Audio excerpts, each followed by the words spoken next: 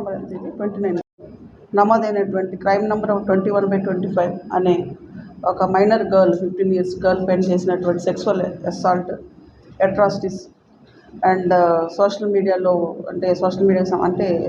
IT యాక్ట్కి సంబంధించిన యాక్ట్స్తో register అయినటువంటి కేసులో ఈరోజు 7 అక్యూజ్డ్ని కోర్టులో ప్రొడ్యూస్ చేయడం జరుగుతుంది.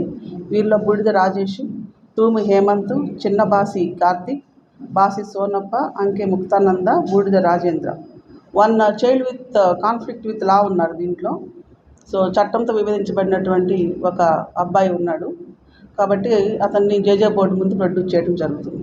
సో టోటల్ 7 members ఈరోజు కోర్టు ముందు ప్రొడ్యూస్ చేయడం జరుగుతుంది. రిమాండ్ చేస్తున్నాము. మీరందరూ కూడా ఈ బాలిక పైన ఎస్టర్డే చెప్పినటువంటి ఏదైతే నేరం జరిగిందో అదే నేరంలో పార్టిసిపేట్ చేశారు. విడతల వారీగా వాళ్ళు సెక్సువల్ అసాల్ట్ చేయడం జరిగినది. మీరందరూ కూడా ఏడుగురాలపల్లి ప్లేన్ చెందినటువంటి వాళ్ళు. మైనర్ ఎవరైతే ఉన్నారో is studying with this girl same class.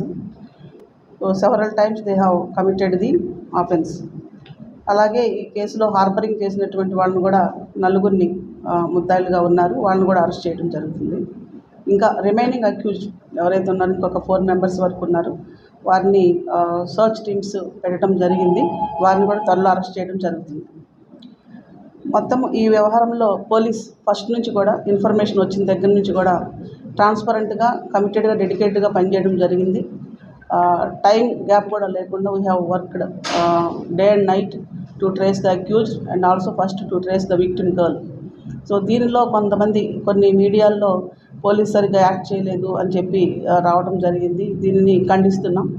ఎందుకంటే ఇలాంటి నేరాలు జరగటం అనేది ఎవరికి కూడా మంచిది కాదు. ఏ సభ్య సమాజం కూడా దీన్ని అంగీకరించదు. అలాగే మీడియా కూడా నేరాలు జరిగినప్పుడు అది ఒక పార్టీకో లేకపోతే ఒక గవర్నమెంట్కో అనేది ఆపాదిస్తూ కొన్ని మీడియాలు రాయడం జరిగింది. దాన్ని కూడా ఖండిస్తున్నాం. అలాగే హిందూపూర్లో కూడా ఒక చౌడూరు అనే విలేజ్లో ఒక 14 years గర్ల్ పట్ల మిస్బిహేవియర్ జరిగింది. దాన్ని కూడా వెంటనే కేసు రిజిస్టర్ చేయడం జరిగింది, ఎంక్వైరీ చేసి. దానిలో కూడా ఒక పార్టీ అఫిలియేషన్ ఉందని చెప్పి మీడియాలో రాయటం జరిగింది. దాన్ని కూడా ఖండిస్తున్నాం. సో ఏ నేరం జరిగినా ఇవన్నీ కూడా social disorder, social discrimination and economically backwardness ఇలాంటి వాటితో జరుగుతున్నటువంటి నేరాలకి పొలిటికల్ పార్టీలు అది ఇదని చెప్పి అంటగట్టడం అనేది కరెక్ట్ కాదు. అలాగే పోలీసు కూడా దీంట్లో పూర్తి స్థాయిలో ఇంపార్షియల్గా పనిచేస్తారు. ఇండియా పాకిస్తాన్ ఉద్రిక్తతలపై లేటెస్ట్ అప్డేట్స్ కోసం డౌన్లోడ్ చేసుకోండి RTV Live యాప్.